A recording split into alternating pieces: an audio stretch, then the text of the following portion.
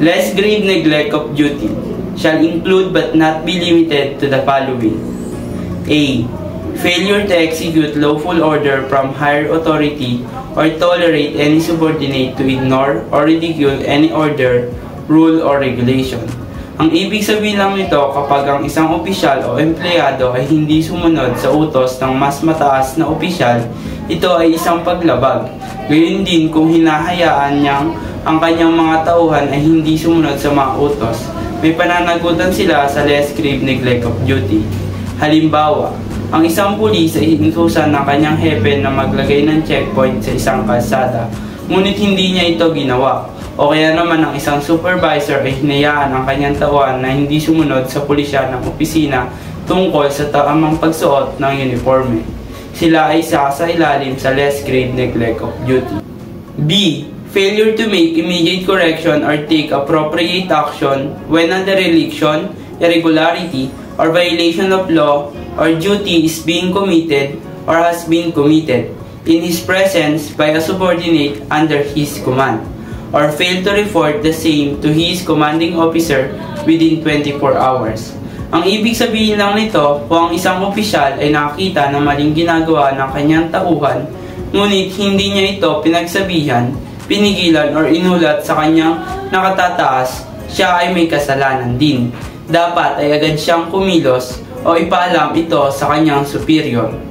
Halimbawa, ang isang hepe ng pulisya ay nakakita ng kanyang tauhan na tumatanggap ng suhol mula sa isang motorista. Sa halip na disiplinahin ang kanyang tauhan o iulat ang insidente sa kanyang nakatataas, binaliwala niya ito. Sa ganitong sitwasyon, may tuturing na less grave neglect of duty ang ginawa ng isang hepe dahil sa kanyang pagkukulan ng aksyonan o iulat ang maling gawain ng kanyang tauhan. To prepare disciplinary or administrative complaint or take such other disciplinary action as may be necessary against a subordinate under his command was committed a serious dereliction, violation, or irregularities. In Tagalog, kabiguan. Ang kabiguan maganda ng disiplina o administratibong reklamo laban sa isang tauhan na may malubhang paglabag, pagwawalang bahala o irregularidad. Kung may pulis na lumabag sa mga batas o regulasyon, responsibilidad ng kanyang opisyal na disiplinahin siya. Kapag hindi ito ginawa ng opisyal, siya mismo ay maaaring managot dito. Halimbawa, may pulis na nahuli na tumanggap ng lagay mula sa isang motorista. Alam ito ng kanyang hepe pero hindi siya inimbestigahan o pinarusahan. Dahil dito maaaring managot ang hepe sa kanyang pagpapabaya. To comply with any lawful orders or instruction of a superior officer or the chief of police. Ang hindi pagsunod sa legal na utos ng mas nakakataas na opisyal o hepe ng pulisya. Yung Tagalog. Ang bawat pulis ay dapat sumunod sa utos ng kanyang mga nakakataas basta ito ay legal. Kapag hindi siya sumunod, maaari siyang maparusahan. Halimbawa, inutusan ng isang hepe ng pulisya ang isang opisyal na ipasara ang isang illegal na pasugalan. Ngunit, ang opisyal ay kaibigan pala ang may-ari nito. Kaya hindi niya ginawa ang utos. Dahil dito, ay maaari siyang kasuhan o sa hindi pagsunod sa kanyang tungkulin. Failure to report immediately to his superior officer or to the chief of police the injury, illness, death, or escape of a prisoner who is under his custody. Ito po yung hindi agad-agad na pag-report ng isang police officer sa mga superior niya po ng kalagayan ng isang prisoner na under his custody. Halimbawa po nito ay may isang police officer na may hawak na prisoner. Dumadaing sa kanya yung prisoner na nahihirapan huminga pero hindi niya agad ito ni-report kasi akala niya nagpapapansin lang yung prisoner. maya-maya ay sinugod sa ospital yung prisoner kasi nahimatay. Neglect of duty po yun kasi na-delay po yung pag-report ng kalagayan ng prisoner sa mga superior na pwedeng maka-apekto sa health ng prisoner at sa image ng PNP. Failure to communicate to the Chief of Police through channels any valuable information that will lead to the apprehension of a wanted person or furnish clues for the resolution of a case or for the recovery of stolen property. Ito naman yung hindi pag-communicate ng isang police officer sa mga superior niya tungkol sa isang relevant information na pwedeng makatulong sa paglutas ng kaso, paghuli sa mga wanted na tao, or sa pag-recover ng mga nanakaw na kagamitan. Halimbawa naman nito ay may isang police officer na sinabihan ng isang tao na yung hinahanap nilang ninakaw na gamit ay kapareho ng binebenta ng isang tao sa malapit lang sa area na yun. Hindi ito na-report ng police or nakalimutan niya i-report sa mga superior niya hanggang sa ibang unit na or ibang police officer na yung nakahuli dito at na-discover nila na yung ibang ninakaw na kagamitan ay naibenta na. Dahil sa delay information ng police officer ay na-delay yung pagresolba ng kaso or ang pwede pang mangyari ay makatakas yung suspect or hindi na ma-resolba yung kaso. Failure to issue a traffic citation ticket. Ito yung kabiguan ng isang traffic enforcer na may ibigay yung ticket ng isang motorista na lumabag. Or temporary operator's permit to an offending driver whose license is already confiscated. Example, yung motorista is nagdadrive ng nakainom. Then yung traffic enforcer is kinuha niya yung license ng motorista pero hindi niya naibigay yung ticket ng motorista kaya pwede siyang patawan ng parusa. Failure to return in the used traffic citation ticket or temporary operator's permit together with the confiscated driver's license at the end of his tour of duty within 24 hours or fail to account for the TCTS or TAPS issued to and used by him. Example naman dito is yung traffic enforcer is nahuli niya yung motorista, then kinuha niya yung lisensya pero natikitan niya. Pero sa kanyang duty, hindi niya naibigay yung ticket at saka lisensya sa kanyang superior. Kaya pwede siyang patawan ng parusa. Failure to report patrol his beat, sector or post or to leave or abandon the same without being properly relieved.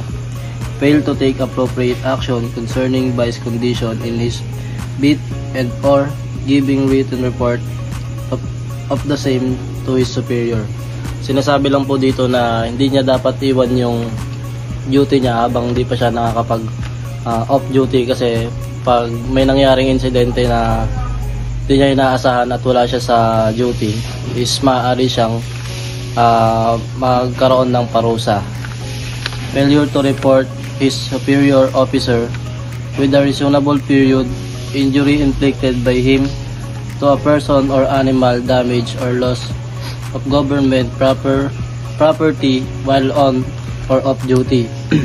Ang halimbawa naman dito is yung police, hindi niya sinasadyang nakabaril siya ng isang hayop and sa halip na ipagbigay alam niya ito sa kanyang hepe is pinili niyang itago ito at manahimik, then kalaunan nalaman ng komunidad ang insidente at nagdulot ito ng negatibong reaksyon laban sa mga pulisya.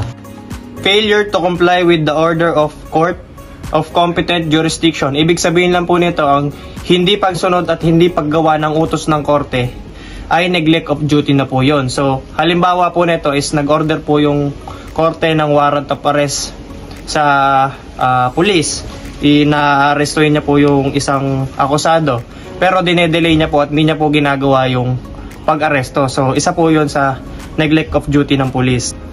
willfully violate office regulations and or refuse or neglect to comply with the said provisions. So dito sinasabi na willfully violate, ibig sabihin sinasadya or ginugusto niya na hindi gawin or hindi sundin yung rules and regulations ng department or ng organization. So halimbawa po nito is yung pagsuot lang po ng proper uniform hindi niya pa po ginagawa. Yun lang po yun. Sleep on his post while performing patrol or guard duty. So ibig sabihin po nito, natutulog lang po siya while on duty or while on patrolling.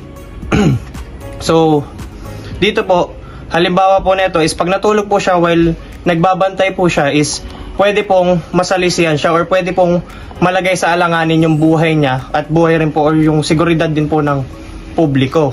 The absence of oneself from office without having filed the necessary application for leave or secured the approval of the superior officer for a period of more than 3 days but not exceeding 15 days. For example, si PO1 de la Cruz ay hindi pumasok ng Lunes hanggang Biyernes at hindi siya nag-file ng leave or sick leave at hindi man na siya nagpaalam sa kanyang superior officer. Then, ilang araw na siya nawawala pero hindi siya lumagpas ng 15 days na hindi siya pumasok. Masabi na, ito, papasok mo sa less grave offense kasi hindi naman siya nag-exceed ng 15 days. Kasi kapag ang isang empleyado hindi na lumagpas sa kanya absent sa 15 days, hindi na ito papasok sa less grave offense. Papasok ito sa grave offense kasi nga, meron lang tayong sinusunod na more than 3 days to 15 days na palugid kapag ikaw ay absent. Kaya sinabi ito na less grave offense kasi sa kanyang pagkawala, hindi naman ganoon katagal, kaya hindi naman ganoon kalaki ang epekto nito. Ang epekto nito sa kanilang ahensya. Kaya, papasok lang yung ginawa ni PO1 de la Cruz sa less grave neglect of duty. Less grave irregularities in the performance of duty. Pag sinabi po natin less grave, ito yung mga maliliit lamang na offense na nagagawa natin. Pagka sinabing irregularities in the performance of the duties, ito yung mga nagagawa natin mga paglabag sa patakaran habang ginagawa natin trabaho natin. Sabi dito sa A, apply for and serve a search or seizure warrant in any establishment or private house without the knowledge or approval of the chief of police or his superior officer. Sabi dito na kung sino man yung, for example, isang police officer ay dapat bago niya isagawa yung search warrant or seizure, dapat pinapaalam niya muna sa chief of police or sa mga mas nakakataas sa kanyang officer. Hindi maaaring pasukin muna or mag-search ng warrant or seizure ang isang police officer na hindi dumadaan sa due process. For example, si PO1 de la Cruz ay nakatanggap ng information about sa kanilang barangay na merong hinihinalang nagtinda ng pinagbabawal na gamot sa kanilang barangay. Ngayon, sa kagustuhan ni PO1 de la Cruz na gusto niya na madakip agad yung mga hinihinalang nagbebenta nito o yung mga pusher is gumawa siya ng kabang, which is nag-search siya ng warrant or pinuntahan niya mismo yung hinihinalang nagbebenta ng illegal na droga. Ngayon, ano yung kapabayaan na ginawa doon ni PO1 de la Cruz? Ang ginawa niya doon is una, di siya nakipag-coordinate sa kanilang chief of police or yung mas mataas sa kanyang officer, which is mali. Doon pumapasok yung tinatawag nating misfeasance. Ano ba yung misfeasance? Diba? Ito yung ginawa mo yung trabaho mo, which is tama, pero may nagawa kang irregularities or hindi mo na i-perform ng maayos yung duties mo. Yun yung tinatawag natin na less grave irregularities. Hindi man siya ganun kalala, tama may intention, pero may maling nangyari sa pag-execute niya o paggawa niya ng kanyang duties.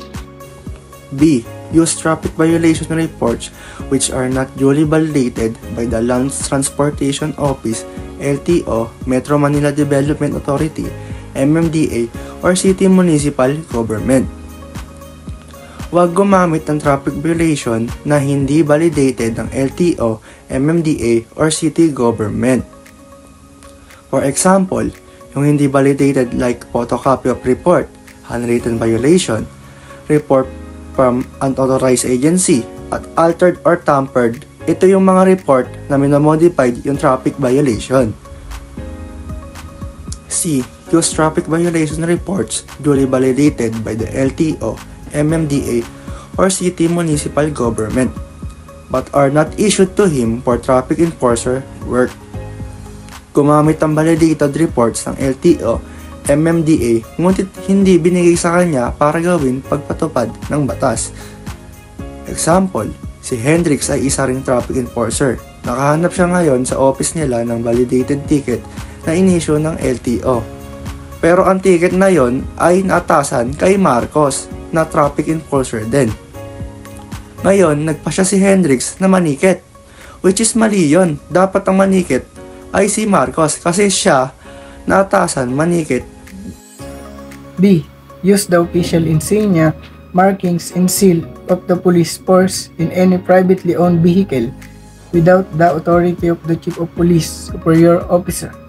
Ibig sabihin nito is hindi pwedeng gamitin ang anumang bagay o anumang sumisimbolo ng pagkapulis sa sarili niyang sasakyan para magmukhang opisyal na sasakyan ng kapulisan.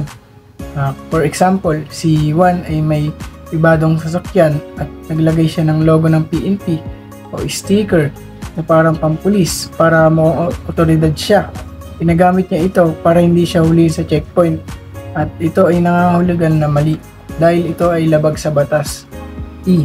Disregard or violate traffic rules and regulations while driving a police vehicle when not in hot pursuit and not responding to an emergency call. Sinasabi lang dito na bawal baliwalain o labagin ang batas trapiko habang nagmamaneho ng sasakyan na pang-pulis. For example, isang pulis nagmamaneho ng patrol car, hindi sumunod sa traffic sign o wala namang emergency, kaya mali pa rin kahit sakay mo yung patrol car, dapat pa rin na sundin ang batas trapiko. Less grave misconduct. Ang less grave misconduct ay isang mas mababang antas ng maling gawain pero may seryosong epekto pa rin. Kabilang dito ang pagsasamantala sa posisyon para sa sariling benepisyo at ang pagsusugal habang naka-duty. Mahalaga na iwasan ito upang mapanatili ang integridad sa trabaho at maiwasan ang anumang disciplinary action. A. Take advantage of his position by procuring goods and commodities at a losing price to an unwilling seller or partake of food, drinks, and cigarettes free of charge. Halimbawa, kung ginagamit ng isang tao ang kanyang posisyon para makabili ng produkto na presyong lugi para sa nagbebenta, isa pang halimbawa ay kung libre siyang kumakain, umiinom, naninigarilyo gamit ang kanyang posisyon. B. Engage in regulated gambling or games of chance while on duty. Ibig sabihin, bawal makisali sa mga sugal ang isang pulis habang nasa trabaho ito, lalo na ito'y pinagbabawal. Sa letter C naman daw po is be drunk and disorderly while on off-duty or drunk while on duty and in uniform or in recognizable uniform of the police force. Sinasabi po na pre-prevent po ng Memorandum Circular 20701 of the National Police Commission yung pagiging lasing at magulo raw po ng police habang naka-off-duty. Mas malala naman daw po kapag nahuli ang isang police officer na lasing habang naka-duty at naka-uniforme daw po. Dilan din daw po yung kahit hindi daw po naka-uniforme basta may pagkakalanlan daw po na siyang uniform personnel ay mapaparusahan daw po siya. For example po, isang police officer na nagpapatrol daw po at nag-exhibit ng impaired or nagpapakita ng magulong pagdadrive daw po habang naka-duty, siya ay may parusang naaayon daw po doon or kailangan siya disiplinahin ng kanyang hepe or higher ups.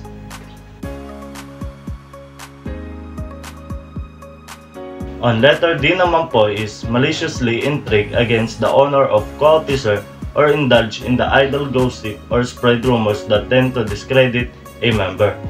Dito naman daw po ay gumagawa ka ng gossip or chismis na ang gusto mo raw po makamit ay masira ang imahe ng kapwa mo officer. For example po, si Police Officer A ay nag-spread po ng rumors about Police Officer B na sinasabotahe daw po ni Police Officer B yung mga operation nila without concrete evidence or walang ebidensya at ang intention daw po ay masira ni Officer A ang pangalan o imahe ni Officer B sa kapwa pa niya officer. Letter E. Exhibit marked discourtesy in the course of official duties or use profane or insulting language to any superior officer. Ang isang pulis po dapat ay manatiling magalang at profesional sa pakikitungo, lalo na po sa nakatataas. Ang paggamit ng mga bastos o mapanirang pananalita ay hindi po katanggap-tanggap at maaaring magresulta sa disciplinary action.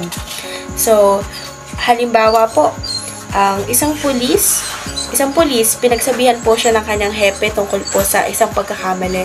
Pero po sa halip na tanggapin niya na maayos yon, sumagot po siya ng pasigaw at may pag-iinsulto. Dahil po dito, maaari po siyang patawan ng parusa dahil sa kawalan ng respeto.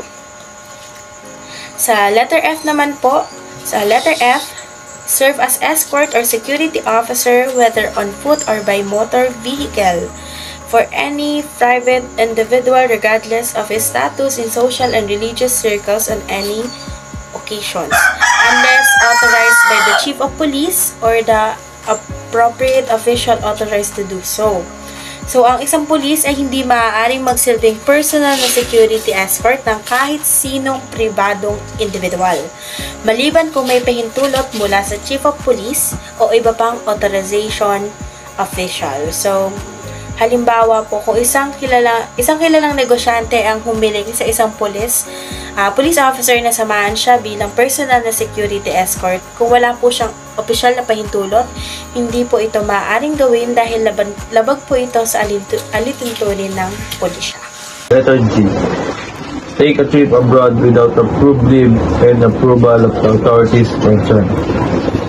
Sabi dito, yung police officer ay pumunta ng abroad para magbakasyon o kung ano mang gagawin niya doon kahit hindi pa na-aprobahan yung leave na pinasa niya. Kumbaga wala pang proper sign ng authorities, kabod na siyang pumunta ng abroad. Letter H. Borrow, solicit money or any valuable from his subordinates unless the latter is engaged in the lending business. Sabi dito, kapag yung nasasakupan niya ay sangkot sa lending business, ang ginagawa ng police officer ay, ang ginagawa niya, kinukuhanan niya ng solicit or nangingiram siya ng mga pera or bagay things. Kaya ginagamit niya yung kapangyarihan niya para mag-take advantage. Penalties for less grave offenses. Kapag ang isang tao ay nakakumit o nakagawa ng isang offenses na under sa kategory ng less grave offense, maaari siyang tanggalan o pigilan ang mga pribilehiyo na kanyang maaaring matanggap. At magkakaroon din siya ng mga limitasyon na kailangan sundin, at sa kanyang trabaho siya ay masususpinde at matatanggalan ng sweldo.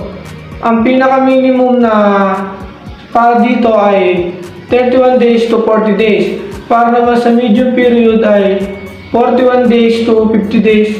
At para sa maximum period ay mula 51 days to 59 days. Conforme pa rin ito sa bigat o sa taas ng krimen na kanyang nagawa, kung saan siya babagsak sa tatlong penalty para sa less grave offenses.